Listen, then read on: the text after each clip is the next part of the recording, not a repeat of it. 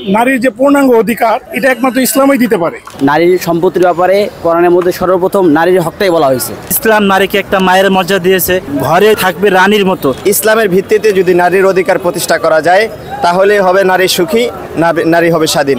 মুসলিম সংশ্লিষ্ট দেশের মধ্যে তারা এই ধরনের আইন পাশ করার প্রস্তাব তারা করতে পারে না। বিশুদ্ধ বিবেক কোনোদিন এটা মেনে নিতে পারে না। ওরা যে অধিকার ওরা চাইছে ওটা তো কোনো ইসলামে কোনো এটা কোনো আইন বা কোনো হাদিস বা কোনো কোরআন এটা কোনো ইয়া নাই। এটা হচ্ছে ইসলাম রাষ্ট্র।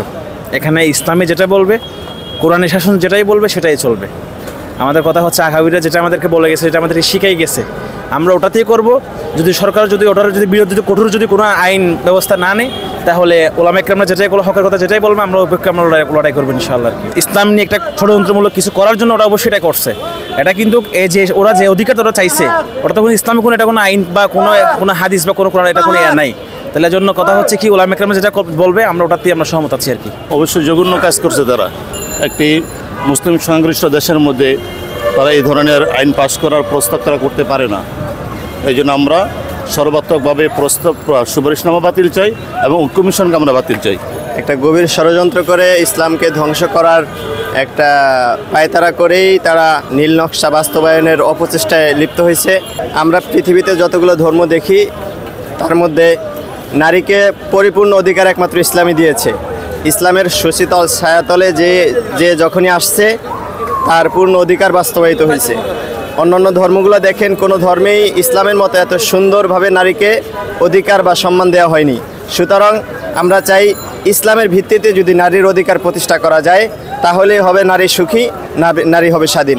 এর বাহিরে অন্য কোনো মত পথে নারী স্বাধীন হবে না, নারী সুখী হবেন ইনশাল্লাহ। আসলে হলো যে ভাই ইসলাম শান্তিপ্রিয় একটা ধর্ম, আর ইসলাম নারীদেরকে অন্য অন্য ধর্মের চেয়ে অনেক বেশি মর্যাদা দিয়ে রাখছে। আমরা যদি দেখতে পারি যে পূর্ববর্তী ইসলাম ছাড়া অন্য ধর্মের নারীদের অবস্থা, তাহলে আমরা বুঝতে পারি তাদের চেয়ে ইসলাম নারীদেরকে কত সম্মান দিয়ে রাখছে। ইসলাম নারীকে একটা মায়ের মর্যাদা দিয়েছে এবং ইসলাম নারীকে ঘরে থাকবে রানীর মতো, আর বাইরে কাজ করলে সে ইসলামের হুকুম মতো কাজ করবে। পুরুষকে ইসলাম দিয়েছে যে নারীর বসবাসের জন্য সে উত্তম ব্যবস্থা করে দেবে। নারীর সারাদিনে চলার জন্য যা কিছু প্রয়োজন, তার আবাসের স্থান, খাদ্যদ্রব্য সব কিছু পুরুষ ব্যবস্থা করে দেবে। এটা হলো আমাদের ইসলামের উত্তম আদর্শ। এটা কোনোদিন একটা সভ্য জাতি, এটা বিশুদ্ধ বিবেক কোনোদিন এটা মেনে নিতে পারে না। তো আমরা কোরআন হাদিসের বিরুদ্ধে বাংলাদেশে কোনো আইন আমরা বাস্তবায়ন হতে দিব না। সবসময় ওলামা ইকরাম এর বিরুদ্ধে লড়াই করছে। আপনি দেখবেন একবারে দেশ স্বাধীন হওয়ার আগে থেকে একবার ইংরেজ খেতাব আন্দোলন থেকে আজ পর্যন্ত ৭১-এর পর থেকে এখন পর্যন্ত যখনই কোনো ইসলাম বিরোধী আইন বাংলাদেশে বাস্তবায়নের সম্ভাবনা দেখা দিয়েছে ওলামা ইকরাম মাঠে নেমেছে এবং আমরা সবসময় এই ব্যাপারে সোচ্চার থাকবো ইনশাল্লাহ। তো একটা দায়ের বিষয় আমি বলবো যে উত্তরাধিকার সূত্রে যে সম্পত্তির ব্যাপারে তারা সমান অধিকার দাবি করছে নারীরা।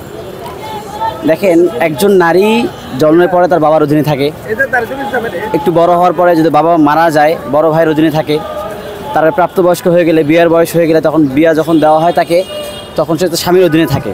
তো প্রত্যেকটা অবস্থায় সর্ব অবস্থায় একজন নারী কারো না কারো অধীনস্থ হয়ে থাকছে। দায়িত্বটা কার উপরে পড়তেছে? ওই ব্যক্তির উপরে পড়তেছে যার দায়িত্বে রত সে আছে। তো কাজেই নারীর কোনো কিছু খরচ করার খাত, তার ব্যক্তিগত কোনো খাত নেই।